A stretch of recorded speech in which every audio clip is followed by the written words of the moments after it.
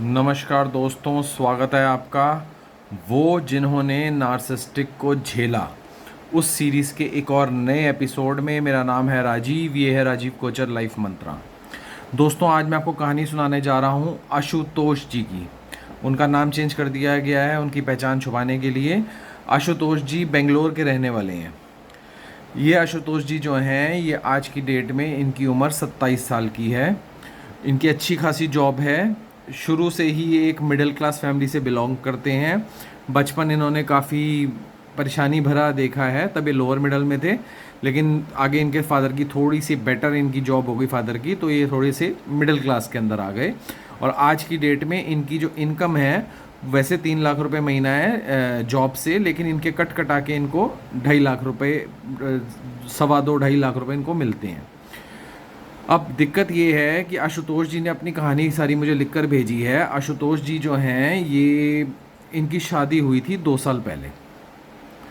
2 साल पहले जब इनकी शादी हुई थी, तो इनकी शादी जिस लड़की से हुई थी, वो जो थी वो भी एक मिडिल क्लास फैमिली से थी। लड़की की जो जॉब है वो 30 या 40 हज़ार रुपये महीने की जॉब वो कर रही थी।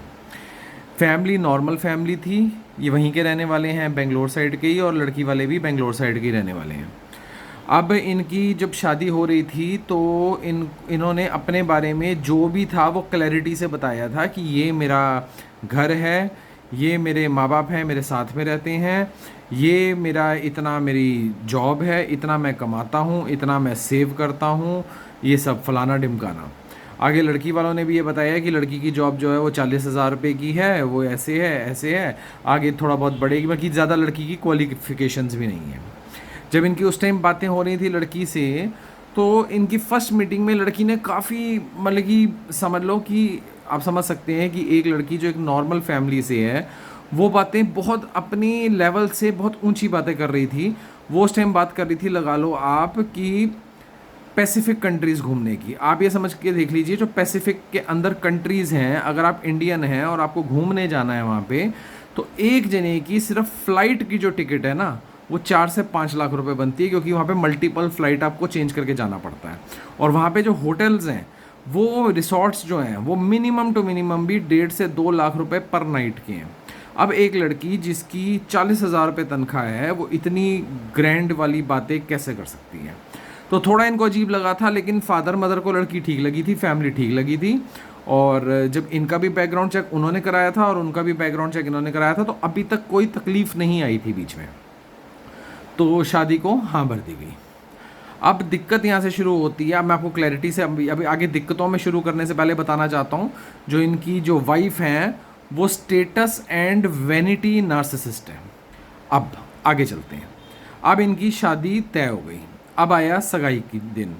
अब जो इनका स्टेटस है, 2.5 लाख रुपए महीना कमाते हैं। अब देखो, बचपन से तो कमा नहीं रहे, पिछले 4-5 साल से कमा रहे हैं। अब पैसे भी जोड़ रहे हैं, सब कुछ तो ठीक है। इनको लगा कि इनको अपनी वाइफ के लिए रिंग खरीदनी चाहिए सेरेमनी के लिए, तो इन्होंने अपने लेवल के हिसाब से 1-1.25 लाख रुपए की रिंग खरीदी डायमंड की। जैसे ही सगन का दिन आया और इन्होंने अपनी वाइफ को सुबह सुबह बताया, शाम को सगन था, इन्होंने बताया कि हम लोग ये रिंग लेके आए हैं आपके लिए, एनिवर्सरी ये जो होती है, समझ रहे हैं ना आप, जैसे जब फर्स्ट सगन हो रहा होता है, तो उस टाइम के लिए रिंग सेरेमनी के लिए रिंग वाली लेके आए हैं। वाइफ ने इनका मजाक उड़ाया। उन्होंने कहा कि तुम्हारी इतनी छोटी सोच कैसे हो सकती है कि तुम ये सोचते हो कि मैं ये घटिया सी रिंग पहनूंगी। तुम ये कैसे सोच सकते हो कि ये तुम जो मेरे लिए 1-1.25 लाख रुपए की रिंग लाए हो, ये मेरी लेवल के हिसाब से ठीक नहीं है। मेरी जो सहेलियां हैं वो मुझ पे हंसेंगी, वो कहेंगी कि किस तूने पॉपर से तू शादी कर रही है। ऐसा वर्ड उन्होंने बोला रिंग सेरेमनी से जस्ट पहले। और इनको खड़े पैर अपनी रिंग उसी सेम डे वापस करके 2-2.5 लाख रुपए की एक और रिंग लेनी पड़ गई। और तब भी इनकी वाइफ खुश नहीं हुई थी। फिर आया शादी का दिन। शादी हो गई, और लड़की वालों की तरफ से जो शादी का वो था, सारा ताम झाम, वो सब एक कम्युनिटी सेंटर में किया गया था, जो कि बहुत बड़ा नहीं माना जाता है, एक नॉर्मल था, जिसमें एक मिडिल क्लास फैमिली शादी करती है। अब ये देखिए किस तरीके से लड़की किस बैकग्राउंड से आ रही है और किस तरीके के लड़की का दिमाग है, वो देखने वाला है। अब उसके बाद शादी करके ये घर आ जाते हैं। घर में आते हैं तो घर में जब एंट्री हो रही होती है, तो माँ बाप जो होते हैं वो अपनी तरफ से कुछ सगन देते हैं लड़की को। तो माँ बाप ने अपने हिसाब से जो 2100-3100 सगन दिया। और जब ये रूम में गए, तो इनकी वाइफ ने इनके माँ बाप का भी मजाक उड़ाया और लिटरली माँ बाप को गाली भी दी इनके कि ये क्या दे दिया उन्होंने, ये क्या करा उन्होंने, तुम लोगों मेरे तो और फर्स्ट नाइट, अभी फर्स्ट नाइट है इनकी, उस दिन बोला कि मेरे से तो गलती हो गई, तुम भिखमंगोगे यहाँ पे शादी करके, पता नहीं तुम कैसे लोग हो, पता नहीं क्या। और खुद की तनख्वाह जो है वो उसकी 40,000 है, लड़के की तनख्वाह जो है वो 2.5 लाख है। और अब सोच के देखो, लड़का सर पकड़ के बैठा हुआ है अपनी फर्स्ट नाइट पे। अब आता है हनीमून का टाइम, तो लड़के ने अपने हिसाब से जो उसको सही लगता है, जितनी उसकी औकात थी, उसने अपना एक ट्रिप बुक करा दिया अंडमान का, आगे लक्षद्वीप का, इसने ट्रिप बुक करा दिया। जैसे उसने वाइफ को बताया कि मैंने फ़लाना ढमकाना 7-8 दिन का ट्रिप बुक कराया है, वाइफ ने टिकट्स को फाड़ दिया। वाइफ ने कहा कि ऐसे भिखमंगे ट्रिप पे मैं नहीं जाऊंगी, भूखे नंगे लोग जाते हैं, मुझे तो यहाँ जाना है, मुझे तो एग्जॉटिक लोकेशंस पे जाना है, और ये करना है और वो करना है और वो करना है। वो होने के बावजूद इनका जो वो ट्रिप था वो वाला, तो जो इन्होंने पैसे दे रखे थे वो ख़राब हो गए, और उसके बाद इनको एक और ट्रिप प्लान करना पड़ गया इसी दबाव में, क्योंकि अभी नई नई शादी हुई थी, क्या करते। अब इनका जो ट्रिप था वो जो इन्होंने बजट सोचा था उससे 3 या 4 गुना महंगा इनका ट्रिप हुआ। और ये हैरान रह गए, इन्होंने सोचा अगर इस तरीके से मैं चलूँगा तो मेरी तो जो सेविंग रखी गई है वो तो सारी ज़ीरो हो जाएगी, मतलब कि मैं तो लोअर मिडिल क्लास फिर बन जाऊँगा। अभी तो इनके लिए आगे ज़िंदगी आनी बाकी थी। अब वो लड़की जब इनके घर में थी तो उसको पता नहीं बड़े से बड़े मॉल्स, बड़े से बड़े शोरूम्स में जाने की आदत थी, और वो जैसे ही घर से निकलती थी तो इतना ज़्यादा तैयार होकर निकलती थी कि ये खुद नहीं पहचान पाते थे कि ये मेरी वाइफ है। और जैसे ही वो मॉल्स में जाती थी तो इनको बोलती थी कि तुम दूसरी तरफ घूम लो, मैं यहाँ घूम रही हूँ, and give me your card. और करते करते करते जब इनके लगा लो, इन्होंने बताया कि इनके सेविंग इस तरीके से ख़त्म होने लग गई कि जो इन्होंने 7-8 साल में जोड़ रखा था, शादी के 3 महीने के अंदर अंदर इनका सारा वो सेविंग ख़त्म हो गया। इनकी आंखों से आंसू निकल आए, इनको समझ नहीं आ रहा था कि मैं क्या करूं। जॉब के जो हर महीने पैसे आ रहे थे वो भी इनके आते बाद में थे, खर्च पहले हो जाते थे, और इन्होंने शुरू में, अब ऑब्वियस सी बात है, ज़्यादा लगाम नहीं लगा पाए। एक दिन ये बैठे और अपने सारे अकाउंट्स चेक कर रहे थे और इनको पता लगा कि इन्होंने जो भी सेविंग कर रखी थी वो इनकी ज़ीरो हो चुकी है, माइनस में जा चुकी है, अकाउंट्स माइनस में चले गए हैं। जो महीने का महीने आता है वो इनकी वाइफ इनका ले लेती है। यहाँ तक कि इनके ऑफिस जाने के जो कपड़े थे वो फटने शुरू हो गए थे, उनमें छेद होने शुरू हो गए थे।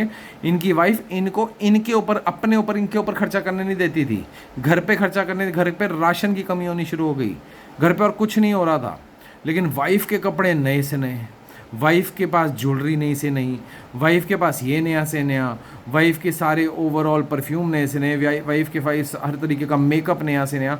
और इन्होंने गौर करा कि ये तो बिल्कुल बैंकरप्ट हो गए हैं। इन्होंने उसके माँ बाप को बुलाया, समझाया, माँ बाप शरीफ थे, माँ बाप ने लड़की को समझाया, लड़की ने बस बात सुनी, अनसुनी कर दी।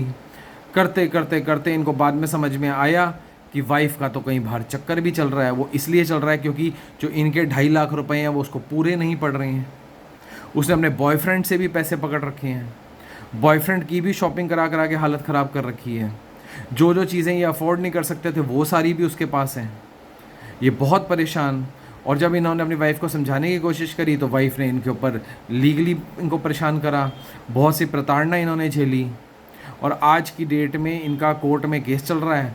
दुखी हैं, सारी सेविंग ख़त्म करे बैठे हैं, कुछ समझ नहीं आ रहा है इनको, जॉब में मन नहीं लगता, इनको ऐसा लगता है कि जॉब से भी इनको निकाल दिया जाएगा अगले 2-4 महीनों में अगर इनका यही हाल रहा तो ये थी आशुतोष जी की कहानी कि किस तरीके से उनकी लाइफ में एक स्टेटस एंड वैनिटी नार्सिसिस्ट आ गया और उसने इनकी ज़िंदगी को नर्क बना दिया। तो दोस्तों, अकेले आदमी ही गलत नहीं होते, अकेले आदमी नार्सिसिस्ट नहीं होते, औरतें भी नार्सिसिस्ट होती हैं। नार्सिसिस्ट कोई भी हो सकता है, बूढ़ा आदमी हो, माँ बाप हों, सास ससुर हों, पति पत्नी हो, कोई भी आपका दोस्त हो, वो भी नार्सिसिस्ट हो सकता है। अब आशुतोष जी बस भगवान से दुआ कर रहे हैं कि इनकी जान छूट जाए, और अभी भी इनको इसलिए जान छूटती नज़र नहीं आ रही क्योंकि इनके पास पैसे हैं नहीं।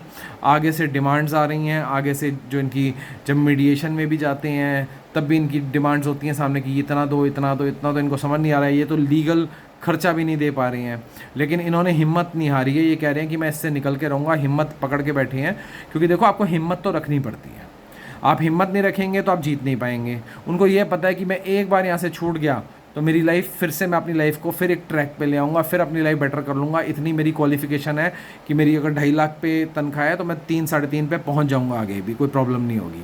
तो वो फिर अपनी लाइफ को ठीक कर सकते हैं। लेकिन उनकी लाइफ के जो साल ख़राब हुए हैं वो हुए हैं, जो उनकी सेविंग ख़राब हुई है वो हुई है, और ये शिकार हुए हैं स्टेटस एंड वैनिटी नार्सिसिस्ट के। ध्यान रखना।